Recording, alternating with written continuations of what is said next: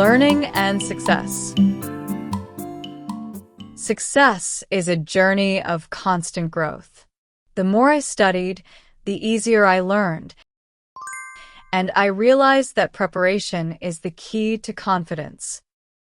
For example, when facing exams, the earlier I start to study, the easier the test will be. We must remember that challenges are not obstacles, but opportunities. The more difficult the challenge, the more satisfying the victory. In the world of knowledge, the more you read, the more you know, and there is a direct connection between effort and progress. The more books you read, the smarter you'll get.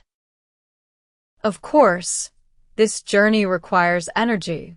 Personally, the more I exercise, the more energy I have to keep going. However, we must also be patient with our own development because the older you get, the wiser you are. Finally, keep a balance between action and health.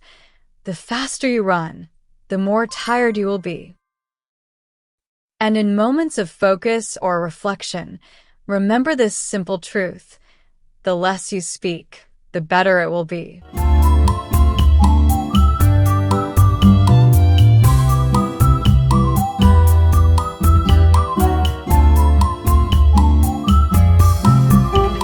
Like and subscribe to the channel.